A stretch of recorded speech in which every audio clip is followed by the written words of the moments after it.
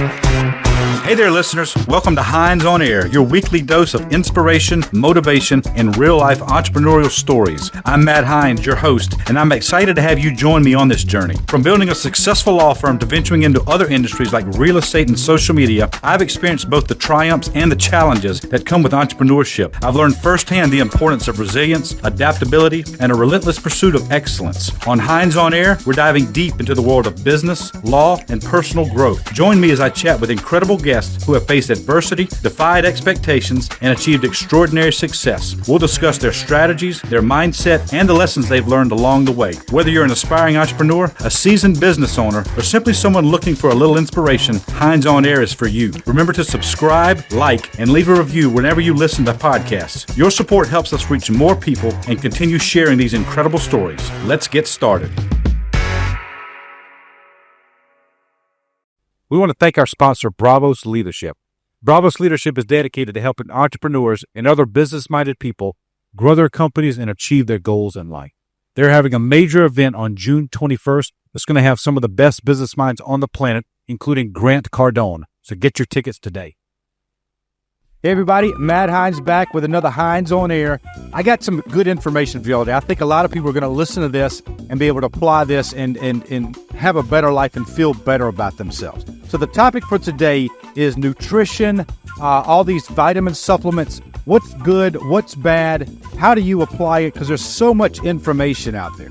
There's so much. When you walk into a grocery store or you walk into some sort of a diet place or whatever, it all looks great.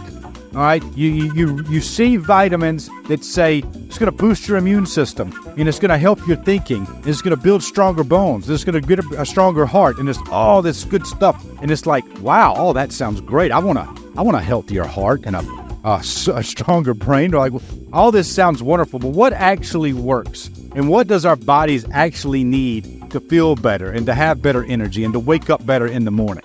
So to answer those questions, we've got an expert on board with us. This is Dr. Courtney Sharp. Dr. Sharp is a personal friend of mine. He is a doctor of chiropractic, but also has many other areas which he is educated in which practices and helps all kinds of patients out on a daily basis. So welcome to the show, Dr. Sharp. Thanks. I appreciate it. Happy to be here. Looking forward to having this conversation. Yeah, I know. I've heard you talk to people before, and the extent of your knowledge is great. It always impresses me. So I guess let me start off with a broad question about vitamins and supplements and what we need to take. Is there anything that you see daily or throughout the history of your practice where you've said, this is a pretty common issue for people? This is what if I was to give everybody one guiding principle, I would say they need to take this or do this. Anything like that? Vitamin D. Vitamin D. There's over 600 metabolic processes inside the body that need vitamin D. It's actually not a vitamin at all. It's a hormone, or it's a hormone precursor, a prohormone. And so we get it from being out in sunlight, right? But most of us don't get enough sun exposure. Certain times of the year, we don't get the angle of the sun is too deficient to get enough of the UVB rays coming from the sun to actually react with the skin and the things in your skin that make the vitamin D inside the body. So because we're so indoors, we're so clothed all the time. And then when we do go outside in the sun, we cover up with sunscreens and hats and everything else. We cover our eyes, which a lot of vitamin D and a lot of serotonin and things are made when sunlight reacts with the eyeball. So in general, when I look at blood work, if I looked at 100 people, one might have an ideal amount of vitamin D in their body. Most people are chronically deficient in vitamin D all the time.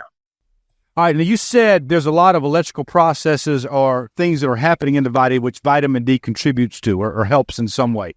So when somebody's lacking and those processes aren't happening, what kind of symptoms do they see, or what are they experiencing? Well, vitamin D is your sunshine vitamin, right? So it could be poor sleep. It could be, lower energy. It could be adverse bone health. It could be a lack of production of hormones, right? So hormone imbalance. It could be gut dysbiosis because some of those hormones are precursors to other things, like the body has to go through a process in these vitamins. So because it's involved in so many things, there's a lot of deficiencies that can naturally start to get better if your vitamin D level comes back up into the ideal range. That's fantastic. That's good information. It's good to have a good, clear, concise answer. So thank you for that. Because you often get kind of like, well, it depends on this system, but vitamin D. All right, good. So let's say I'm deficient in vitamin D. I start taking it. Is it an instant response in my body, or how long does your body start needing to get this in its system before you see the changes? Is there any ideas on that? Well, so vitamin D is one of the vitamins that your body can store. You don't get rid of the excess. So you can take quite a bit of it at one time.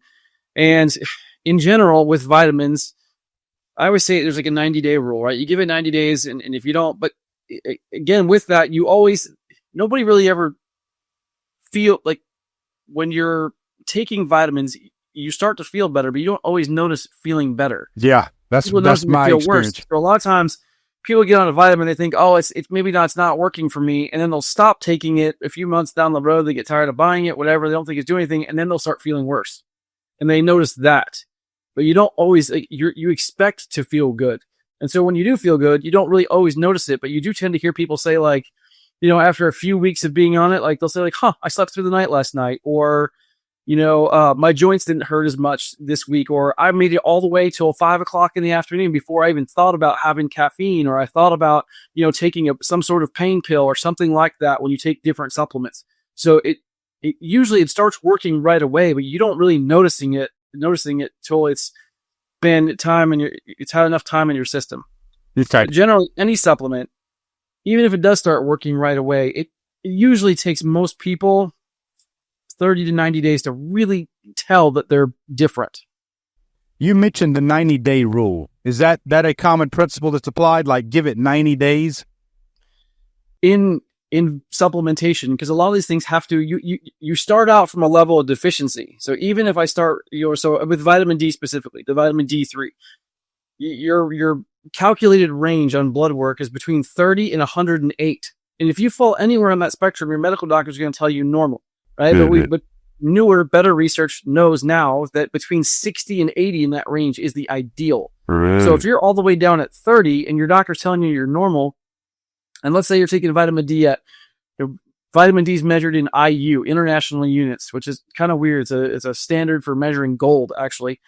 But IU, you go to your medical doctor, they'll put you on 50,000 IU once a week, which is wildly deficient, and it's a synthetic version they prescribe to you. They can only prescribe synthetics, not naturals. If we put most supplements that you buy from a store come in a 5,000 IU dose, and so 5,000 IU, it's less than your body's need every single day. So you don't ever build up at that level. So if you start taking it at 10,000 or 20,000, or even sometimes 30,000 IU a day, right, and you're absorbing 70% of that, then you start building up. And when you get up into that ideal range with whatever marker we're looking for, that's when you're going to start to notice the difference. That's why I say the 90-day rule, because most people need that much time to come out of deficiency and back into the ideal range, and then be able to feel the effect of what it feels like to be in an ideal range on a certain nutrient. It's funny you mention that, because I'll get into new supplements. To me, it's exciting at first. You're like, I'm going to feel better. I'm going to get better sleep. And then you're excited.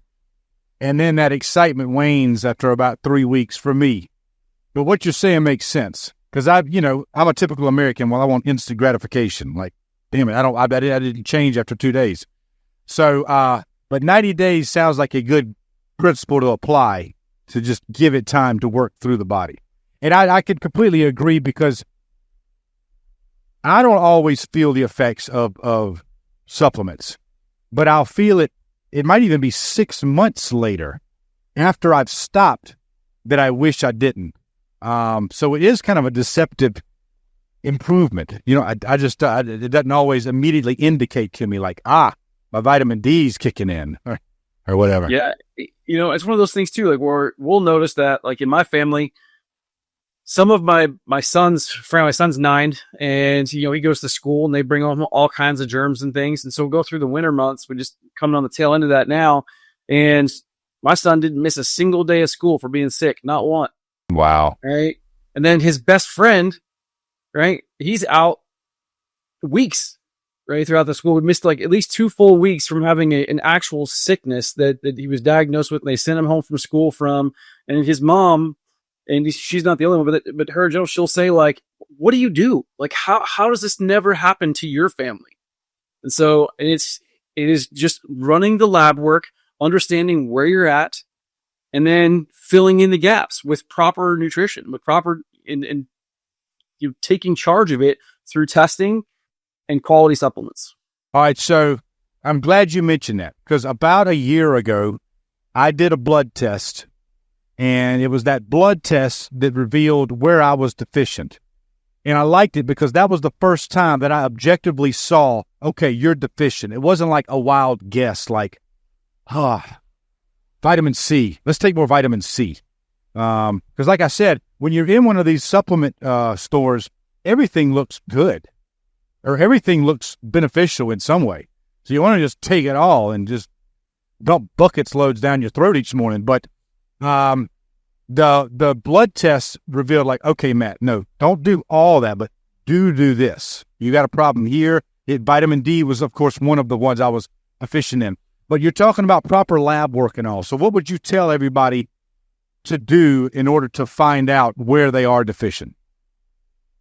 Well, I mean, there's a lot of different tests that you can run. And so sometimes it's symptom-based if we're looking for it. But in general, like a test like you did, like a genetic methylation panel, right? So there's something against looking at your genes that just tells you that your gene expression, right, is deficient in these things. So for your genes to work at their best, you need these couple of things, right? So that just gets your body filling in those holes where maybe your genes are just turned on a little bit differently than mine.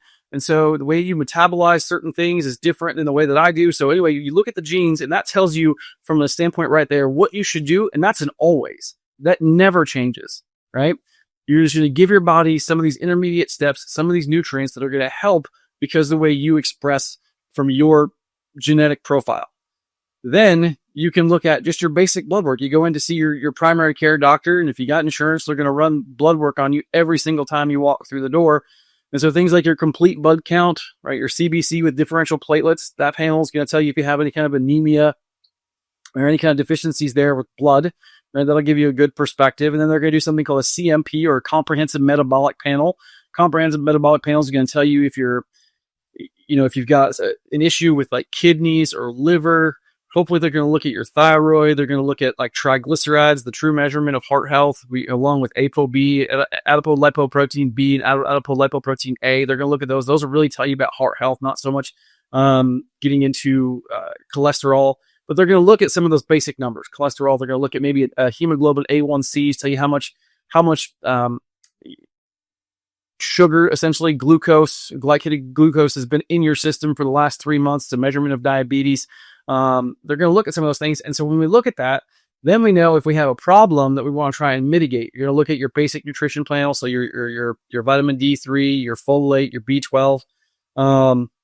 And then if you have a really good doctor and they're pulling something extra, or if you can get them to add on, maybe get like your omega 3 to omega 6 profile. Most people are very out of balance. Omega 6s are inflammatory. Omega 3s are anti-inflammatory.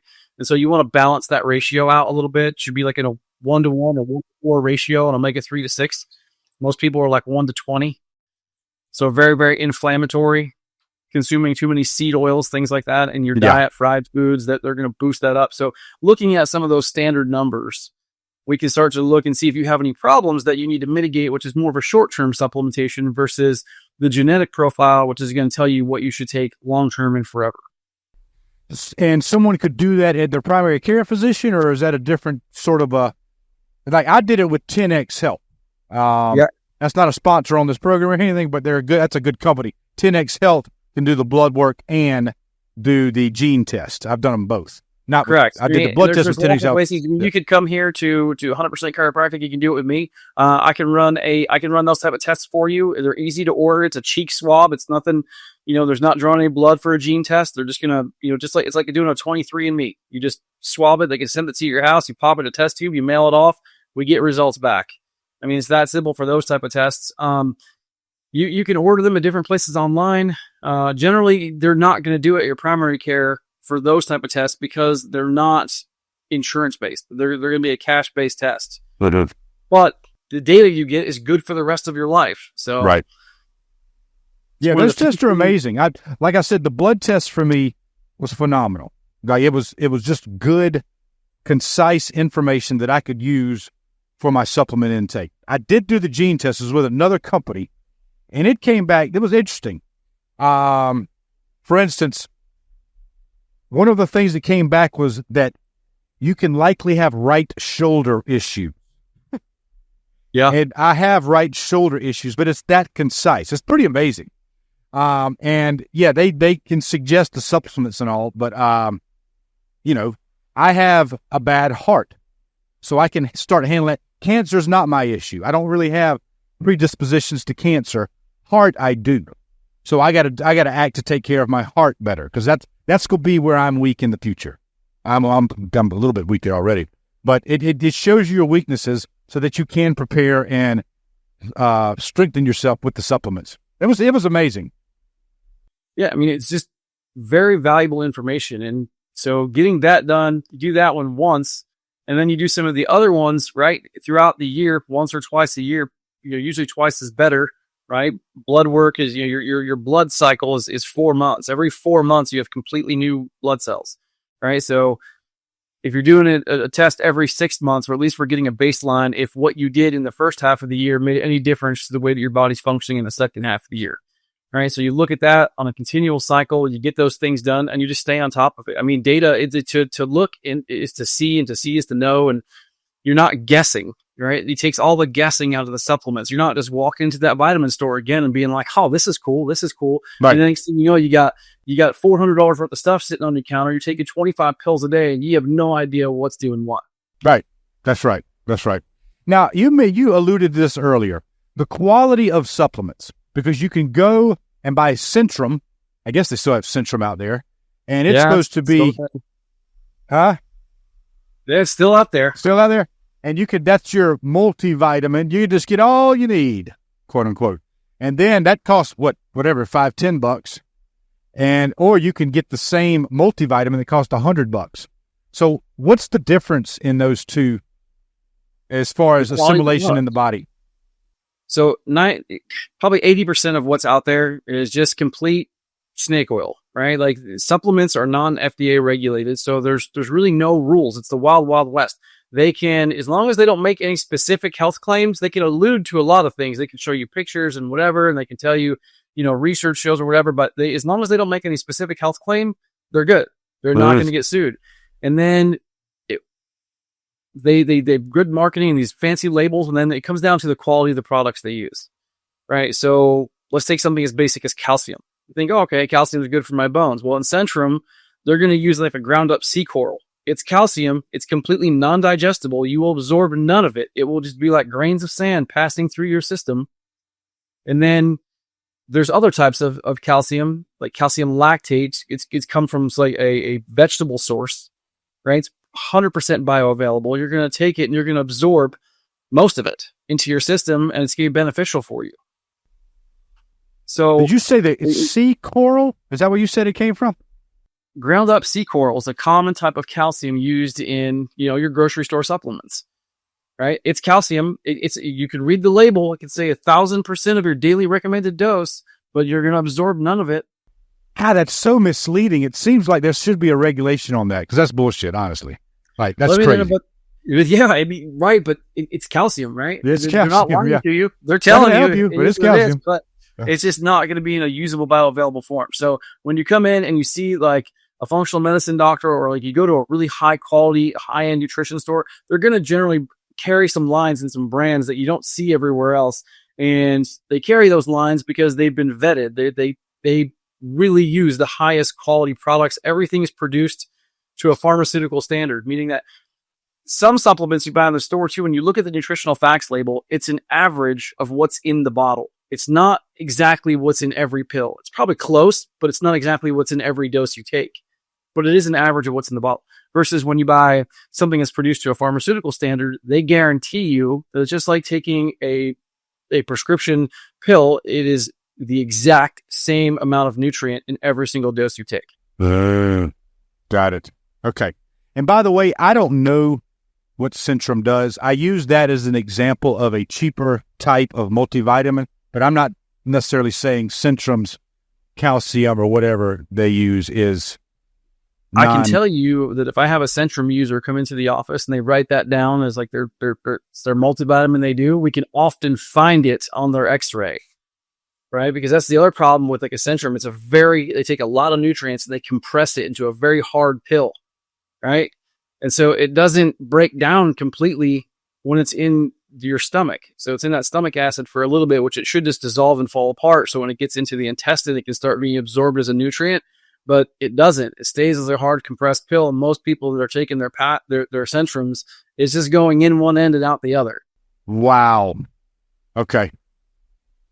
So spending more money is worth it. That kind of. Yes. Spending more money is multivitamins. Right?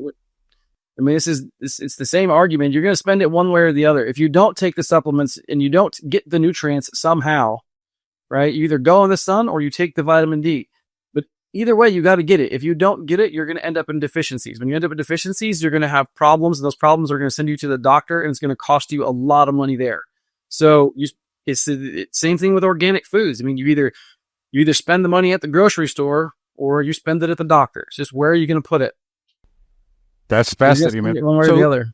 Listen, everybody, if you're listening and you've used vitamin D or you've used one of these multivitamins and it's made a difference, leave us a comment below, all right? And share this video because this is good information your parents, your friends, whoever can apply and have a healthier life. But leave us a comment. Let us know what you think. All right? We'll keep rolling with the show, though. Dr. Courtney, all right, I'm glad you brought that up. Organic. How important is eating organic? I mean, it's very important. Right? You do not want to be taking in glyphosates, right? So your Roundups, we know known carcinogens and other herbicides and pesticides that are on your food. Washing your food is also really good. You can help yourself a little bit by looking up every year. There's a few organic like watchdog groups that come out with a list called the Dirty Dozen and the Clean 15. So your Dirty Dozen, there's like the 12 dirtiest foods you can buy. And those you should always buy organic. The Clean 15, these are the least pesticide and herbicide sprayed, crops out there that you can get. So those you tend to buy regular, right? And then, so put your money into that Dirty Dozen, right? The others kind of buy regular. And then when you can, if you can find a good frozen option. So frozen vegetables tend to be fresher and better a lot of times than fresh vegetables because they're grown on the plant until they're at peak ripeness, picked and then flash frozen, which doesn't denature the nutrient, locks everything in, and then they're just, packaged up and shipped out to you, and then you cook them and eat them. They're really healthy for you versus a fruit or a vegetable that you buy in the store you think is fresh was probably picked months before.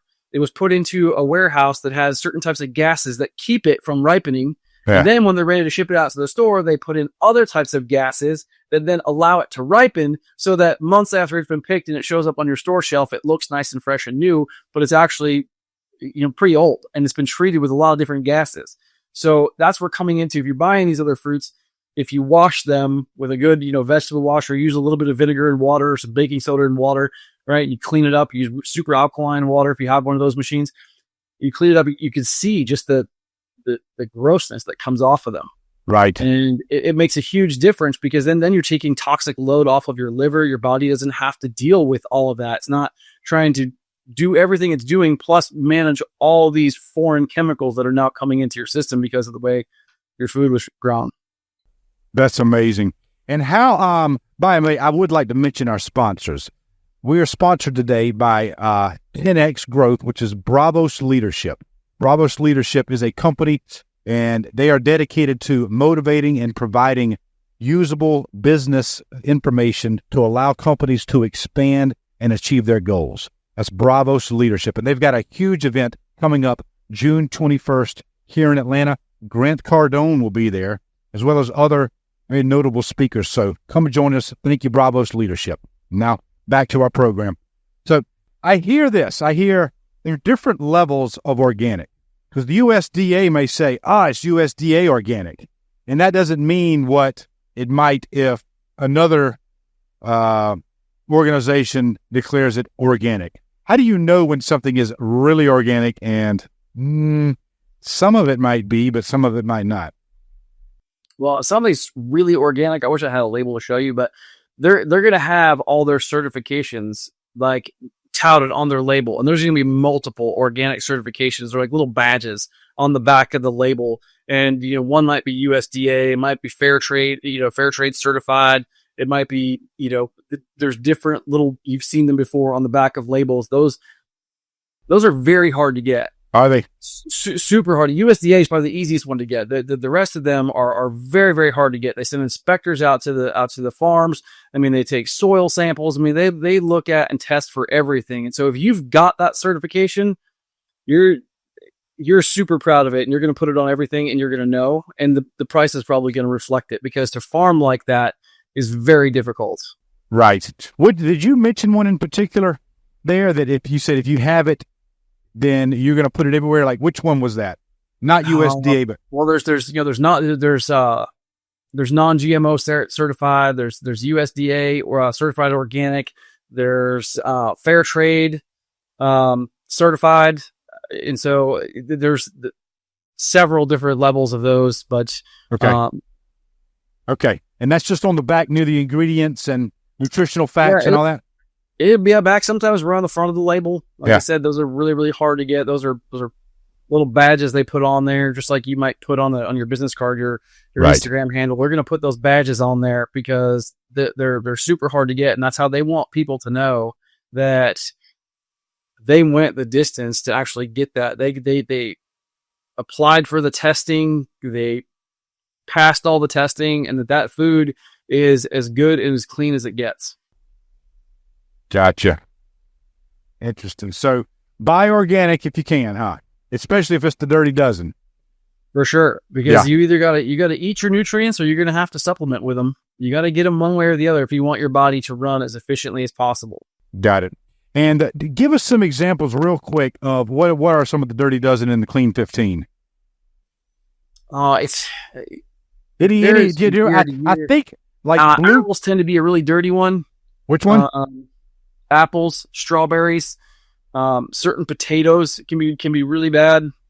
The way I saw it, and this might be incorrect, is fruits or vegetables that have a very thin skin and that grow above the ground. They're not like roots or potatoes or something like that. Because like a banana, I think, is Clean 15, right? Probably, yeah. It's got that thick peel on it. Now, I imagine you could spray the hell of that thing, and not much of it's going to actually get to the fruit. This is what I thought when I looked. I don't know if this is correct logic. But like a blueberry, there's nothing guarding that. I mean, you spray that with a pesticide, it's just going right to the inside. Yeah, and that's where, like, too, like having like that non-GMO certified comes in there too, because that's not a genetically modified food. They didn't somehow infuse Roundup, like herbicide, right into the plant. Right. That's not been done. So, but yeah, something with a very thin skin is even more fragile fruit for sure. I think strawberries also tend to be a dirty one. Right. That's what I heard too. All right, dude, we're about to wrap it up, but you give us a quick summary of GMO.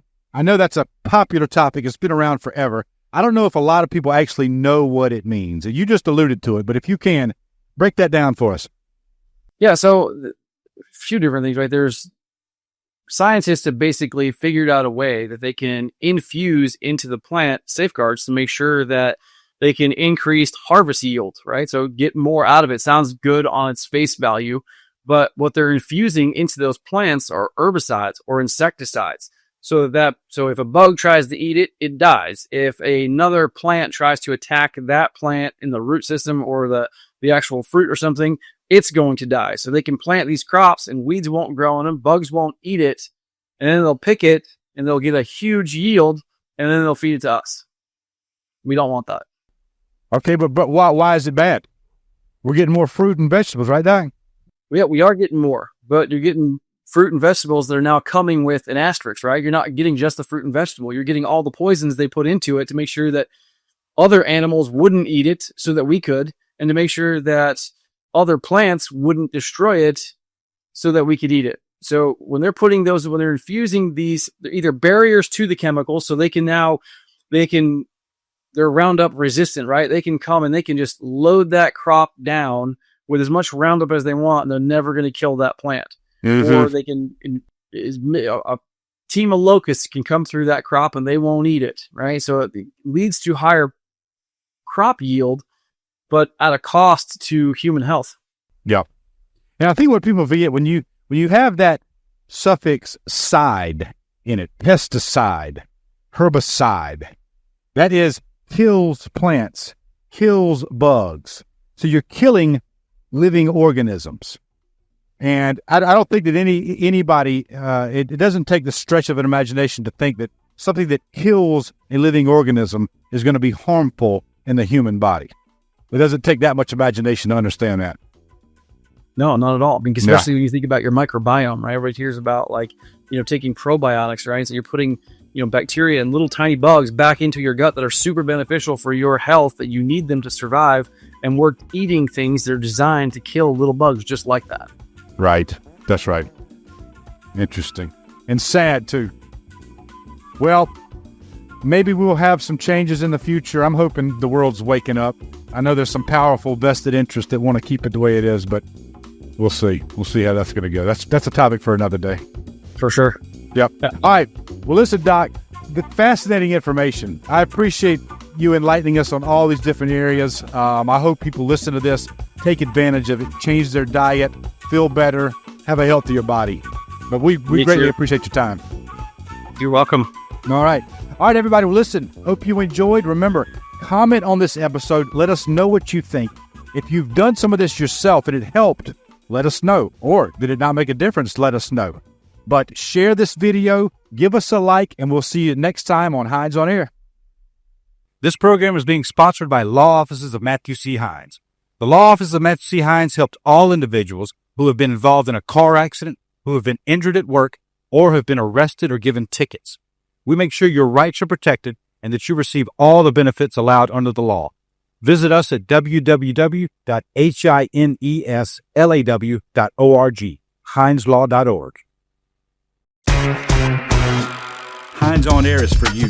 Remember to subscribe, like, and leave a review whenever you listen to podcasts. Your support helps us reach more people and continue sharing these incredible stories.